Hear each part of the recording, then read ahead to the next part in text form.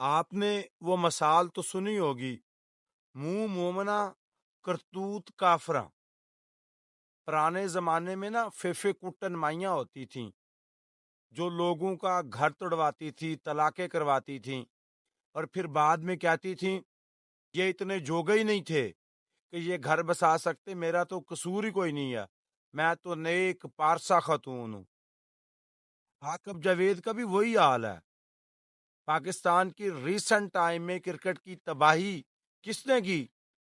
عاقب جاوید نے۔ Pakistan champion trophy کے لیے سب سے گندا سکواڈ کس نے سلیکٹ کیا؟ عاقب جاوید نے۔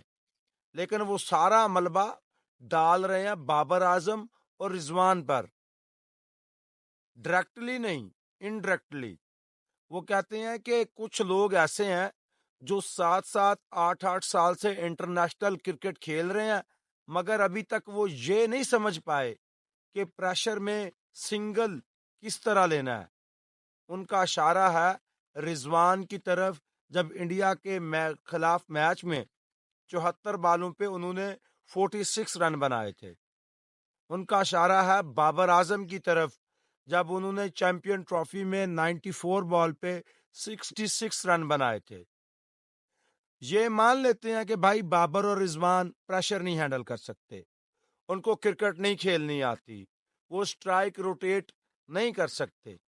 لیکن آپ تو عقل کل ہے نا، آپ کو تو کرکٹ کی ہر چیز کا پتا تھا نا، پھر آپ نے چیمپئن کے ٹرافی کے سکواڈ میں کوئی دوسرا اوپنر کیوں نہیں رکھا؟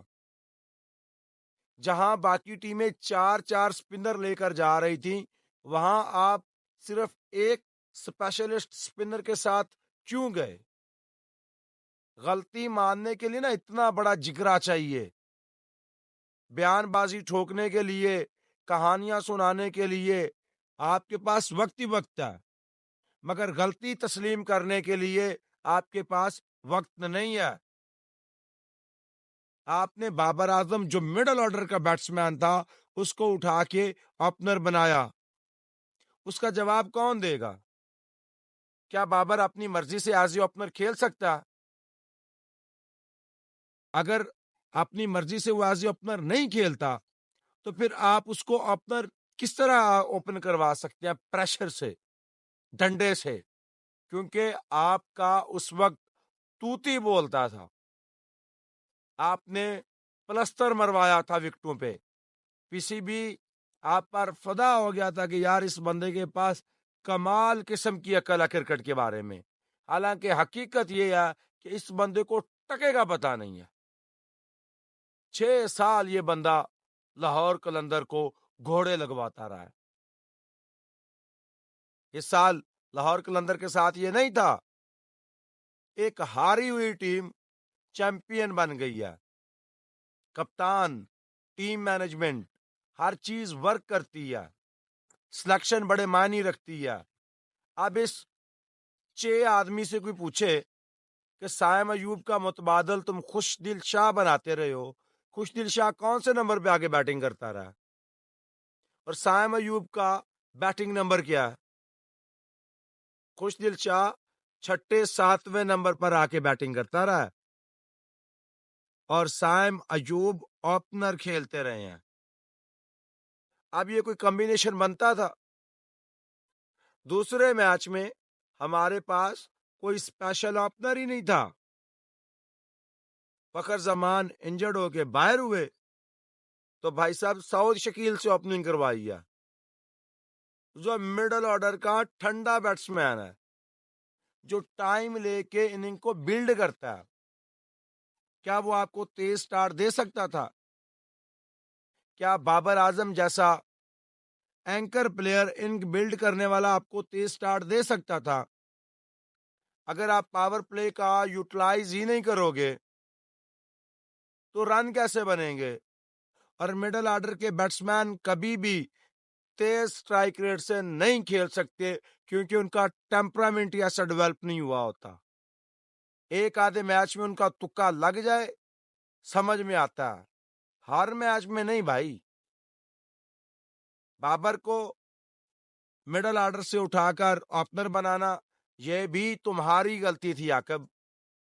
سعود شکیل سے انڈیا کے خلاف بڑے میچ میں اوپن کروانا یہ بھی تمہاری غلطی تھی. جہاں باقی ٹیمیں چار چار سپنر کیری کر رہی تھیں وہاں تم نے صرف ایک ابرار احمد سے کام چلوایا, وہ بھی تمہاری غلطی تھی.